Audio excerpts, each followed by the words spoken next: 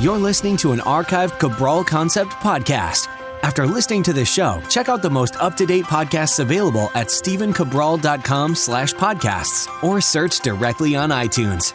And now, welcome to the Cabral Concept, where board-certified naturopath and integrative health practitioner Dr. Stephen Cabral shares how he was diagnosed at the age of 17 with a life-altering illness and given no hope for recovery. It was only after studying and traveling all over the world did he discover how to combine ancient Ayurvedic healing practices with state-of-the-art naturopathic and functional medicine to fully rebalance the body and re-energize it with life. It's time to discover how to get well, lose weight, and finally feel alive again. And now, here's your host, Dr. Stephen Cabral.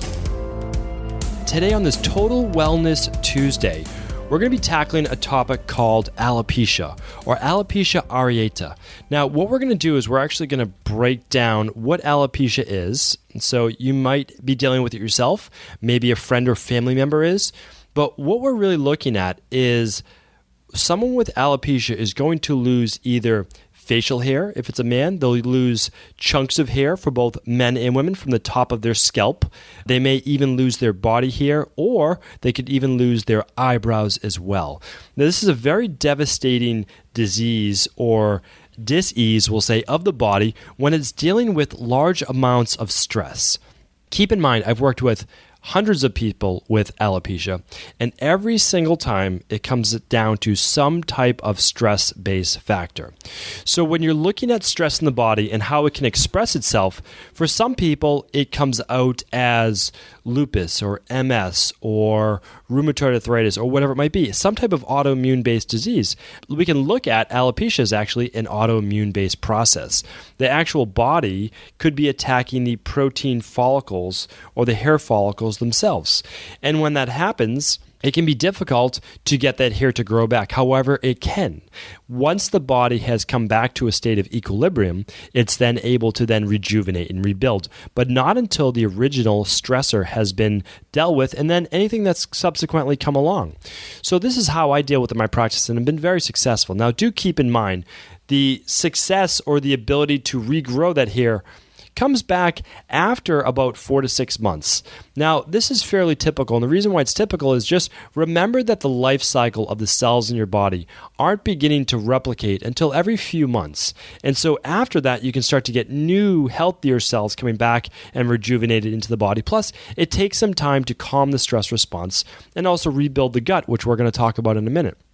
So here's what I first do, and first looking at my practice.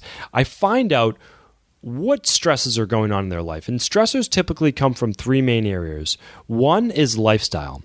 So that's your work, that's your family, that's all the things that might be contributing to stress in your life.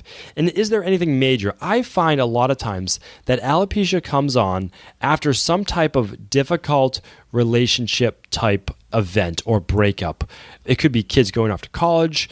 It could be a husband and wife having marital difficulty.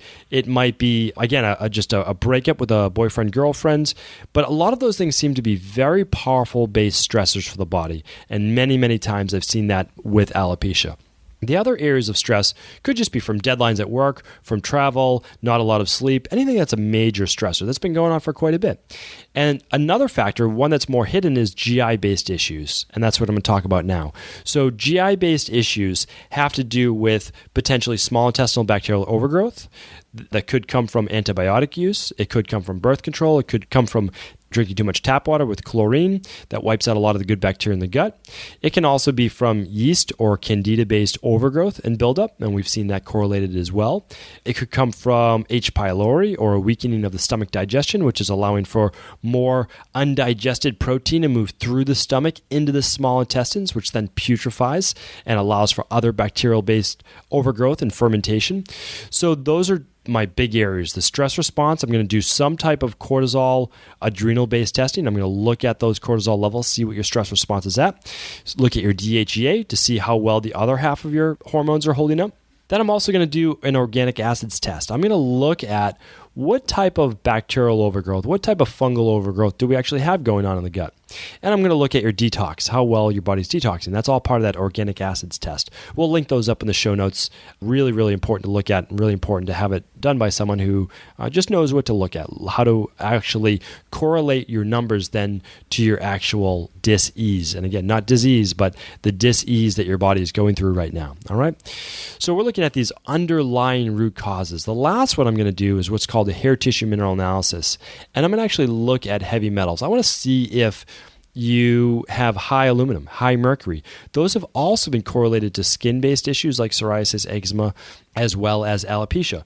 So once I find out and I get to look deep into these underlying causes, now you could do food sensitivity, that would be great as well. But if I look at those first big three, I'm going to know a lot about what's going on inside your body. And then I can extrapolate that information. I can dig down into what's really going on, create a plan for you that's then going to allow you to overcome the stress, the issues that are going on in your body. Because it's not just work life, it's also what's going on in your gut. If your gut is a constant source of stress because you're not able to break down proteins and fats and carbohydrates properly, usually it's protein and fats and mainly proteins, that's going to be an issue. And that has to be resolved. If you have excess bacterial overgrowth or excess candida overgrowth, that has to be resolved.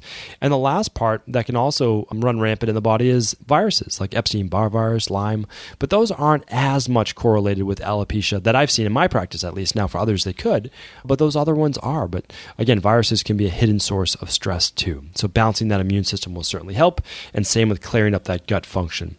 That's exactly what I do in my practice. That's what I found to be extremely successful, healing the gut, decreasing the stress response, and then allowing the body to then get back the minerals, the vitamins, the amino acids, the neurotransmitters, all the things that it needs to then heal itself. I'm simply someone that helps to facilitate that process. Your body does the work on its own end. So my recommendation to you is find a good functional medicine doctor that knows how to work with this specifically, or a naturopathic doctor or a health practitioner in general. Again, doesn't always have to be a doctor, that knows a lot about natural medicine and the underlying causes, that they don't just give you supplements per se, that they're looking at lab testing, that they're looking at other things. And of course, if you can't afford the lab testing, I understand that as well.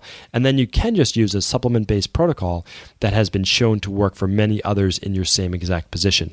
Would we love to tweak that for bioindividuality? Of course, absolutely. But sometimes I understand there's the cost to the lab tests themselves. I had to go through all of this myself 20 years ago when I was just 17. And of course, there wasn't a lot of money then to spend on lab tests. So we started with the hair tissue mineral analysis, and that was an inexpensive test, and it got us going. And that's why I use that as basically part of my starter kit. And that's affordable for a lot of people. And then just simply work on eliminating the yeast and the bacterial overgrowth, and that will help too. So I hope that got you thinking today, got you understanding that there's always a reason why. There's always a reason why alopecia is happening. There's always a reason why rheumatoid arthritis, psoriasis, eczema. Don't let anybody say that it's just your genetics. Yes, you have genetics. We test people's genetics all the time, more than most, I would say. But the underlying root cause is what your genetics have now expressed. What is your genotype now, your phenotype? Like, what is actually happening with your body from lifestyle-based issues and actual physiological body-based responses? Once you figure that out, you will figure out what you need to do to eventually heal your body. So thank you everyone for tuning in today to another Cabral Concept. Ever wonder what the best sauna, blue blockers, sleep trackers, wake lights, salt lamps, or other health gadgets are? Or what about the top non-toxic mattresses, sheets, soaps, bath products, toothpaste, and cookware? Or would you like to know the cleanest choices for hemp parts, meal delivery services, supplements, and much more? I personally curated, researched, and now created a resource page of all of my top picks that continues to grow each week. These are the exact products I use in my own life, with my family, in my private practice, and they're the ones I trust. To find out all of my up-to-date recommendations and all the details, simply head on over to stephencabral.com/resources.